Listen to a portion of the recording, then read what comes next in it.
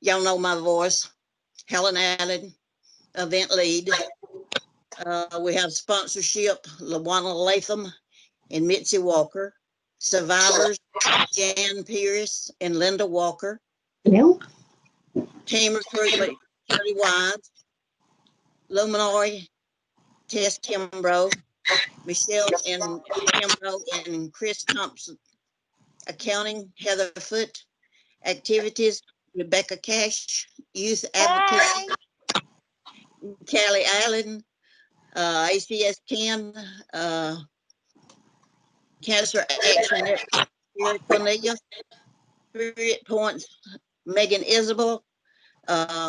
Emily Corbett, Can, and Gail Crutchfield, Publicity. So everybody remember them, give them a good shout out. Thank you. Okay, we have a new contact person this year, and we are just meeting her tonight ourselves.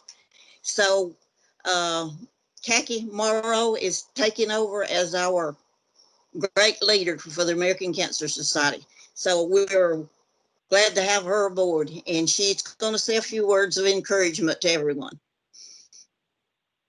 Hello, everyone. Thank you, Helen, for letting me introduce myself. I won't take too much time. I tell Helen and Gail before this call started that I was going to just tell them everything I'd heard about y'all. But the truth is, it's all wonderful stuff, and I'm so thrilled and excited to be working with y'all and for y'all, and here to support you guys in all the great work you do in Cullman County. I live in Huntsville. And I have had the opportunity to meet, I know I've met Gary in person and maybe I know I've met Emily in person, but I look forward to meeting the rest of you in person, hopefully very soon. And I have worked with the Cancer Society for coming up on 5 years. I've worked with our relay here. I've worked with golf tournaments and galas and just all kinds of great stuff. I'm just glad to inherit this wonderful group. Like I said, I live in Huntsville, so I'm just a hop, skip, and a jump away, and less than that if you drive like I do, which is a little too fast at times. So thank you all for letting me speak. Thank you for all you do, and so thrilled to witness this kickoff tonight. Welcome. Each year we have different winners in different categories. This year it was sort of cut short because we didn't get to have a relay, but we had some winners anyway, some big winners, and I would like to tell you about those tonight. We had top fundraiser, which was large business, is Rehal. They worked with us wonderful. Top fundraiser, small business, Merchants Bank of Alabama. They are great. This year, the top church was Mountain Grove Missionary Baptist Church. That is a wonderful story with them. We'll get to sometime. Top college team, Wallace State Community College. Top high school team was Cullman High School, HOSA. New team, Gray Matters. Top family team, the Myrna Hermits team. And the top friends and family team, Chris's Cornerstone. Let's give all of them a shout out. Yay. Because that is our fun, our winners on our fundraising, and they always do a great job. We have team recognition. We didn't have many of them last year that signed up before we got canceled out, but they will be back. So on the team recognition,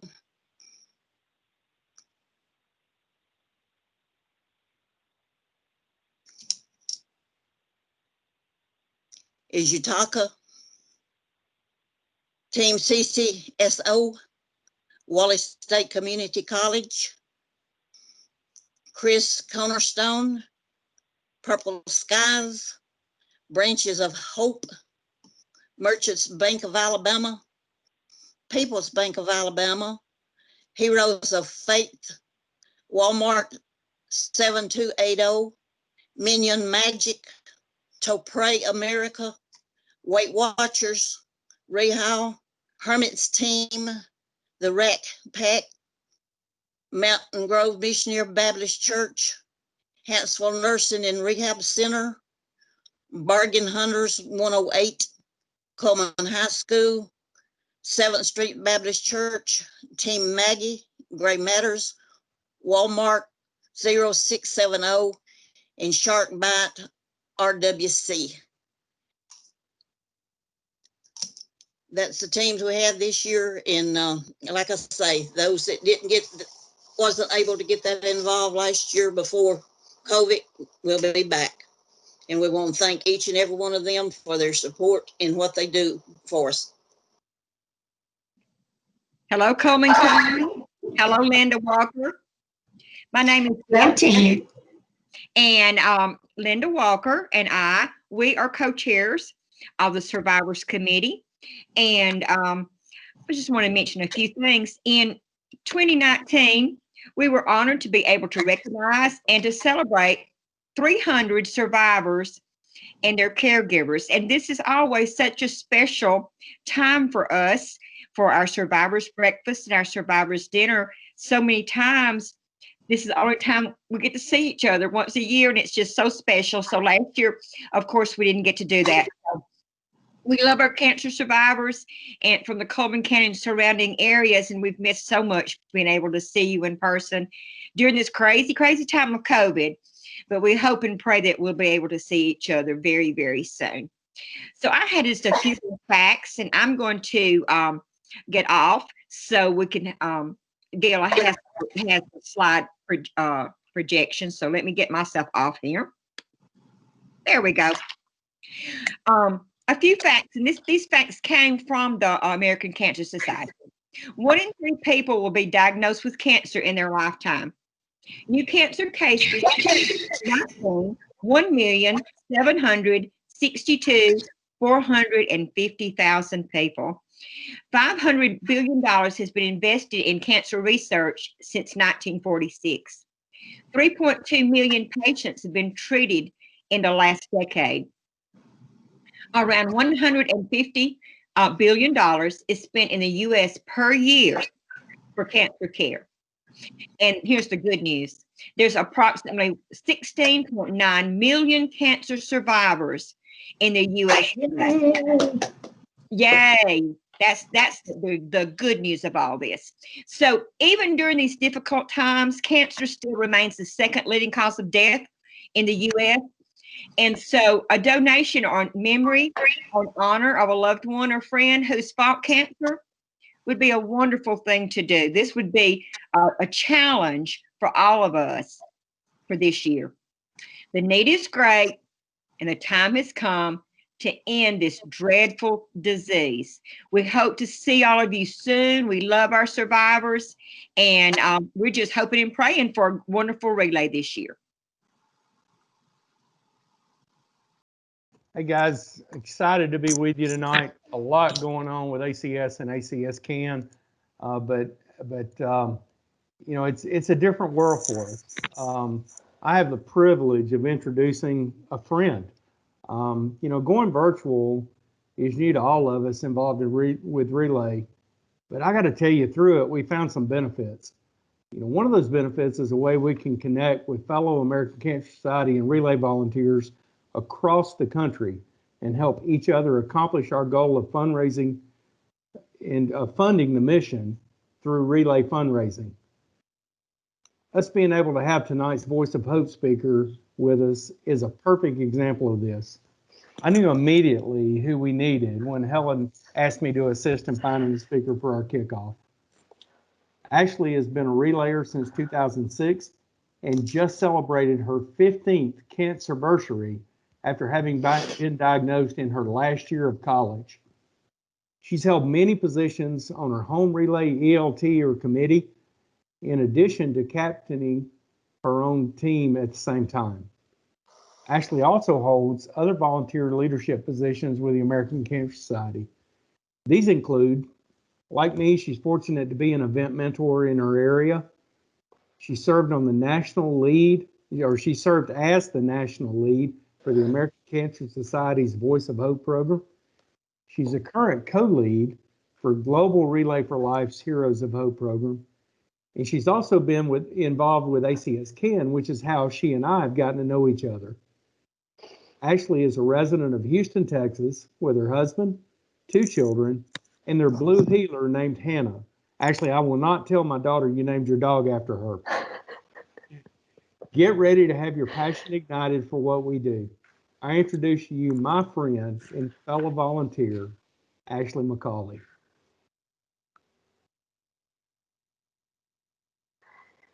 Thank you, Gary. Yeah, I'll leave out that little tidbit there. We'll just keep that between the two of us.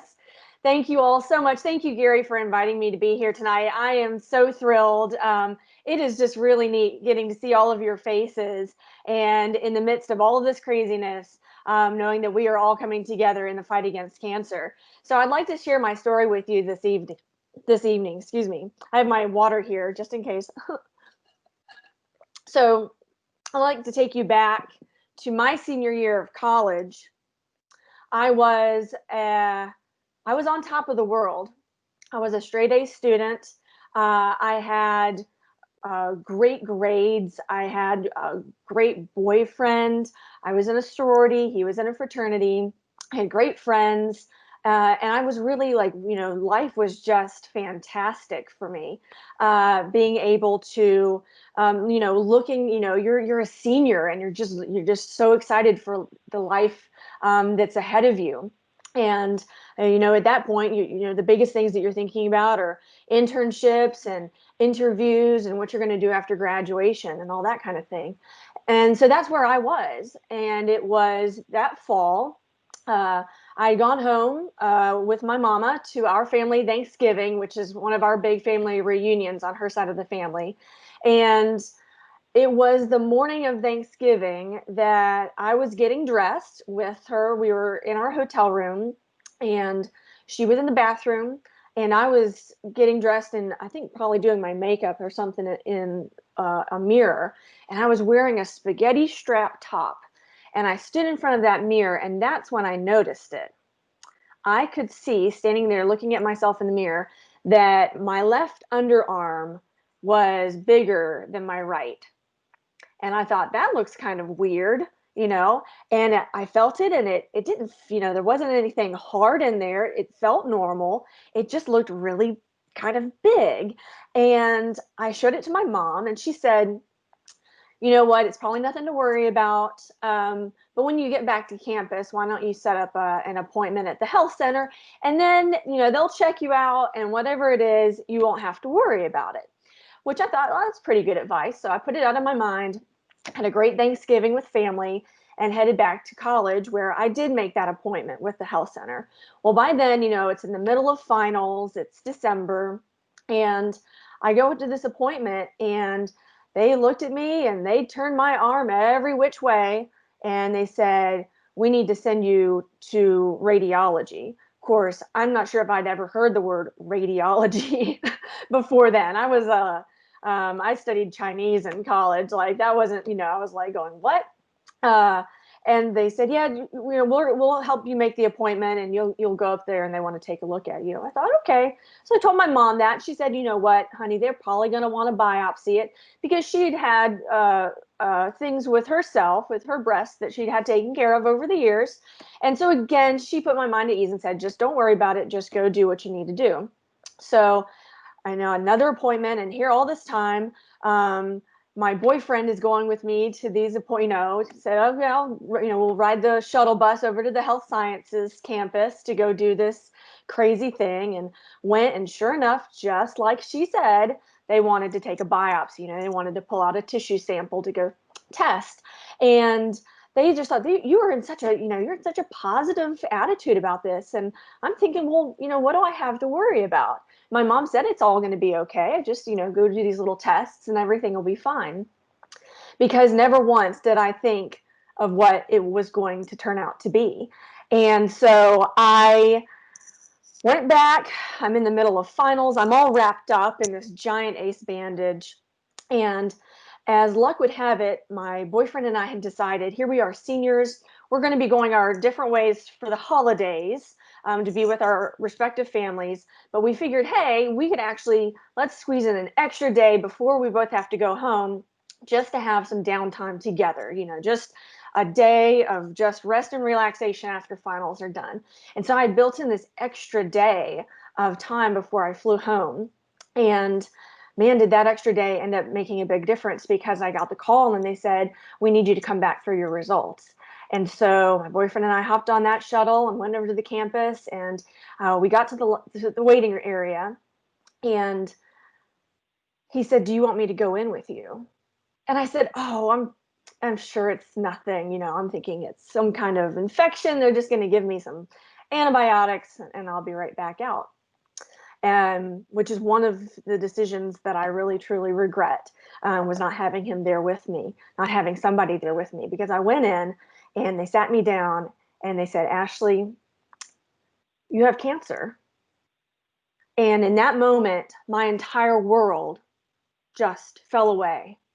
You hear those words, you don't even know. You're 22 years old. You're just thinking, like, what just happened?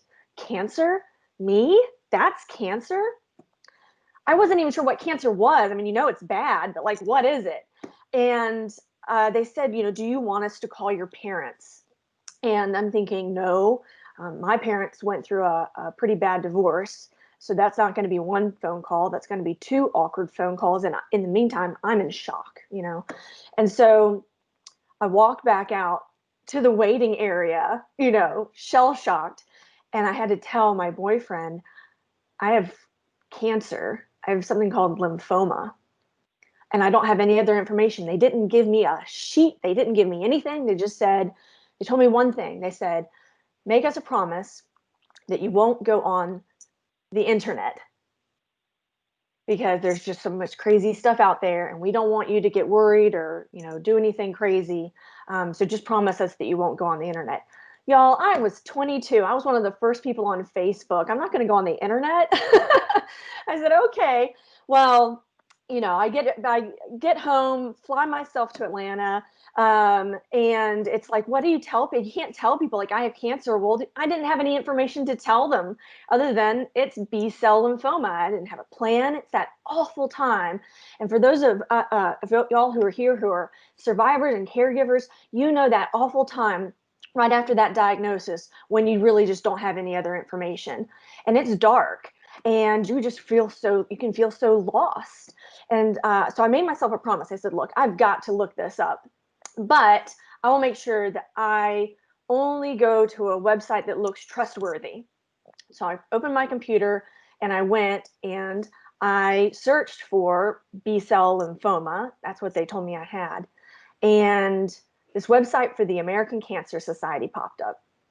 And I thought, wow, the American Cancer Society, they look like they look pretty legit.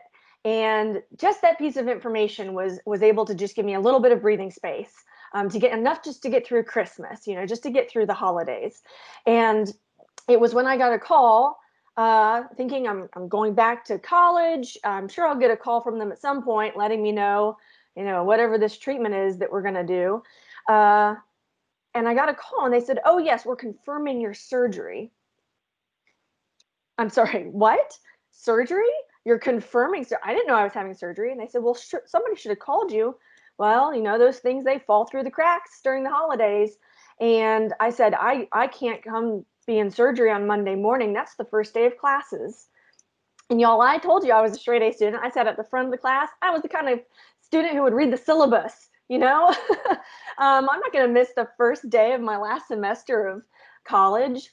And that's when I got a phone call from the surgeon himself. And he said, Ashley, I don't think you understand how serious this is. This is a matter of life and death, your life. He said, you need to be here. And I said, yes, sir. And, it's very strange writing emails to professors you've never met to say, hi, you don't know me. I have cancer and I'm not going to be in class on the first day of school. Bizarre things, and scary things, just not knowing what was going to happen. So long story short, I ended up getting my biopsy. We got some more information. I ended up with a terrific doctor, terrific nurse, wonderful team, and I went through it all. Turns out that the type of cancer I had was extremely aggressive, very fast growing. It doubles every 24 hours. I was crazy lucky, so blessed that I found it here when I did, before I even had any symptoms. Really, truly incredible. And the treatment was just as aggressive as the cancer itself. Very grueling, just awful stuff, just awful. Of course, lost all my hair, had all of the GI issues, all kinds of things, terrible memory and concentration problems, which made getting through the last semester difficult. But I stuck, went through it. I was going to finish on time. We were going to get through this. I had wonderful caregivers. I had my boyfriend, all of my sorority sisters, his fraternity brothers, my classmates, professors. It was just surrounded by this wonderful community. My mother came out. My father was supportive. So many family members and friends that reached out. And that's why I know how important those caregivers are in the lives of our survivors, because I could not have done it without mine. And so it was that spring. I pretty much just finished up this horribly grueling treatment when a sorority sister came to me and she said, Ashley, there's this thing happening on campus called Relay for Life, and it's an event with the American Cancer Society, and we formed a team and we would like for you to come out. Well, I did not feel good. I did not think that I looked particularly good. I could barely walk up a flight of stairs, so I'm thinking, yeah, I'm going to walk across campus to come out here for this walk. You want me to walk some more? Okay. And I basically said, I don't think I'm going to make it, but thanks for the invitation. Well, she pestered me and said, no, we really want you to come out because there's a survivor lab and you are our survivor and we want you to be there. And I'm not sure if anybody had actually called me a survivor at that point. I'm thinking I'm just patient, sick in this situation. And that was a little bit of a kind of a special thing, like, yeah, I kind of am a survivor. Okay. And so I would go out to this Relay for Life, and it is relay, it is the banners and the tents and everything. And that was the first time walking that track for the survivor lab that I saw survivors not in the hospital, not in the medical center, but people walking around, looking like they felt good, talking with them, finding out that they were a year out, 5 years out, 10 years out, and thinking, I'm just getting through this. And these people have been, they've gone through this.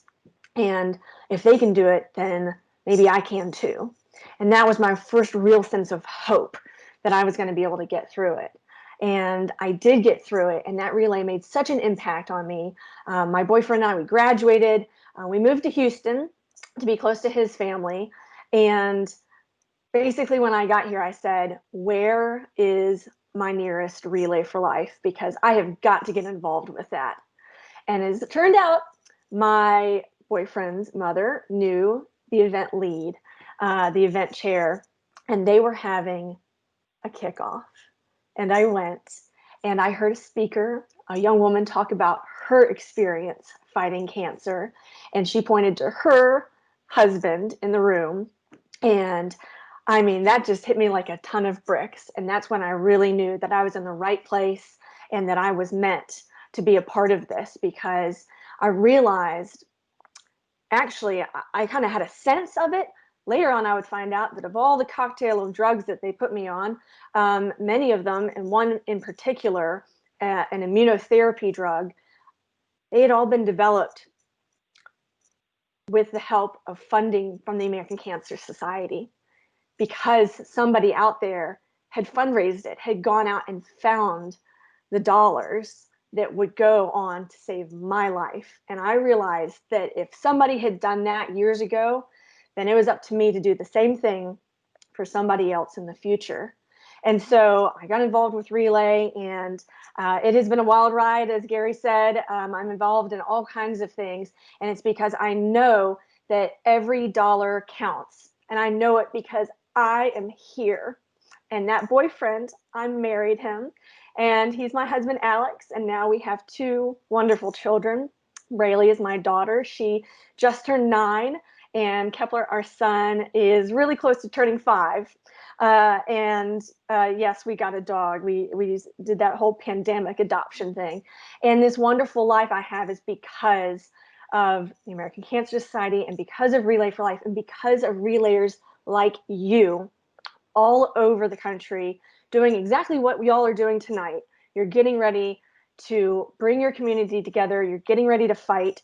And I cannot thank you enough, because without you, there wouldn't be that hope. You are that hope for folks who are surviving it, folks who are being caregivers for those patients, for everybody who's going through it now, and for everybody who's going to be looking at that doctor who's going to tell them, you have cancer. You are there to be that hope, to make that number, those millions of survivors, go up, and also to make sure we have fewer survivors, that we don't have to have folks getting those diagnoses. So it's been a crazy year. I've been through crazy years, and the truth of the matter is that it's up to you to continue this fight. So please don't give up. Don't give up, because there's somebody out there just like me who needs you, whether they know it or not. And I want you all to know, seriously, from the bottom of my heart, I'm looking at this list of names of all of y'all here in Cullman. We have so much in common. And from my heart to yours, thank you.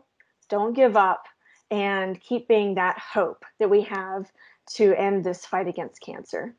Thank you so much. Thank you, Ashley. That was great. Wonderful. I was in tears. Okay. Helen? That's why I say thank you, Ashley. You give us all tears.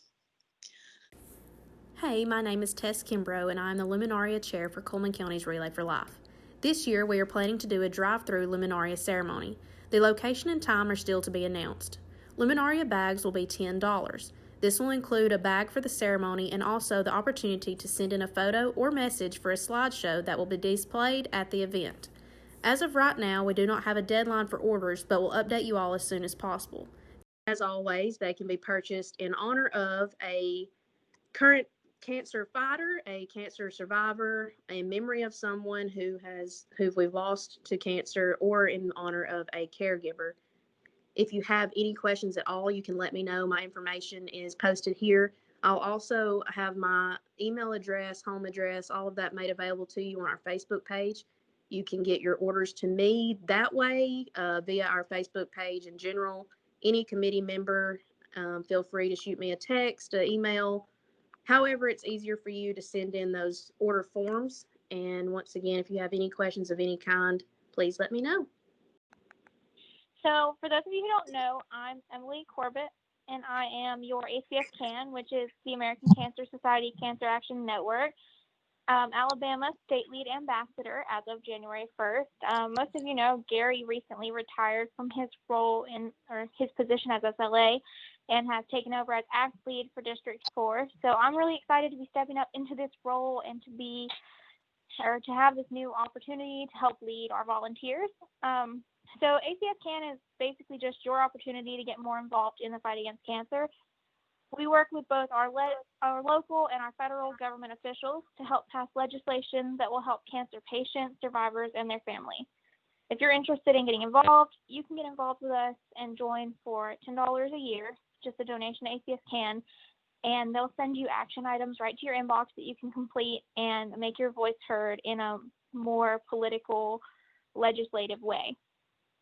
If you have any questions about ACS CAN, feel free to contact me. I believe Gail has got my contact info up on the screen. I'm just calling in, so I can't see the screen, but I'm open for questions. I would love to have you, and if you're interested in joining my team, just reach out to me, send me an email, send me a text. But yeah, I'm available whenever, and I'm just really excited. This whole COVID thing has changed the way we're doing things, and things are just so unexpected right now, but the fight against cancer hasn't changed, and we still want you to have your opportunity to make your voice heard, and we still need to hold our legislators accountable for their work in the fight against cancer.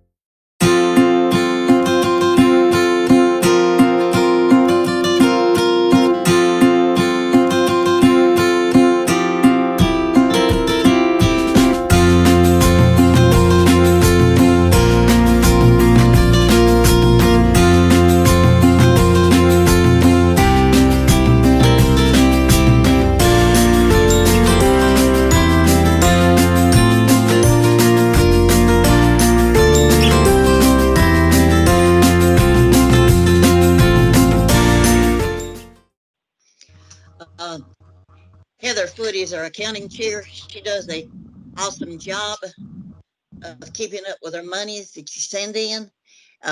If you can't go online to deposit your money, then you can send a check to People's Bank of Alabama in care of Heather Foote in 1912 Cherokee Avenue Southwest, Cullman, Alabama 35055.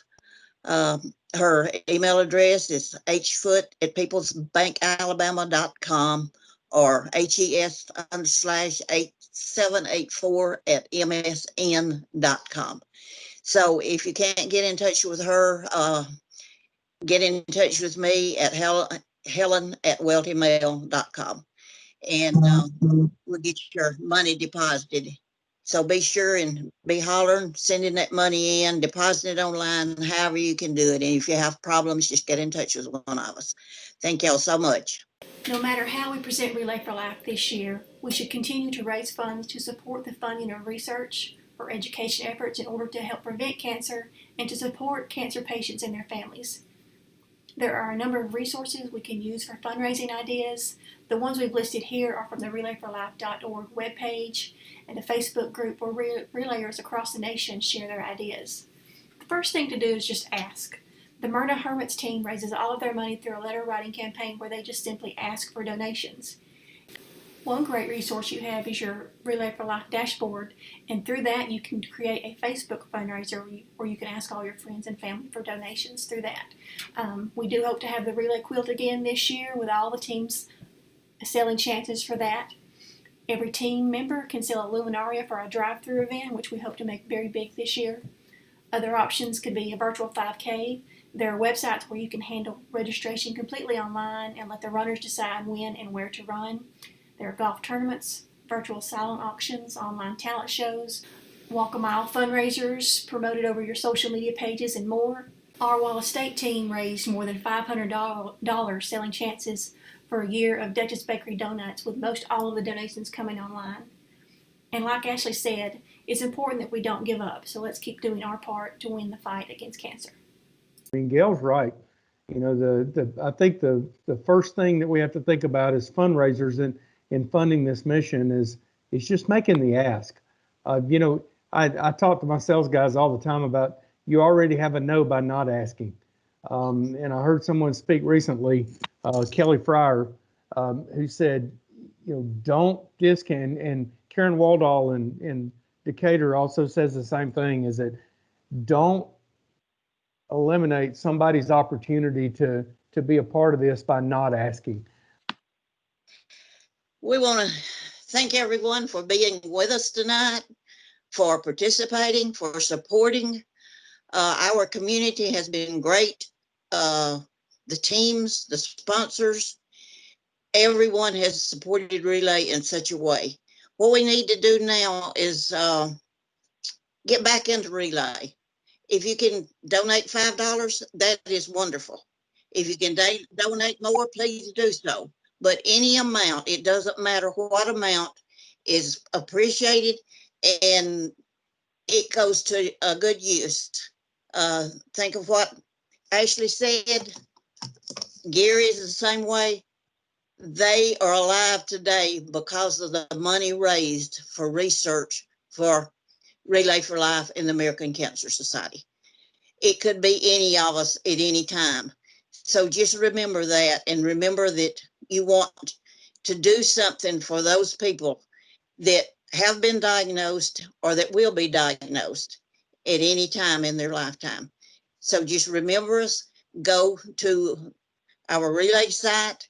You can donate to a team, to a person, to our general fund, or you can send a check to Heather Foote at the People's Bank, and you can do it that way as well.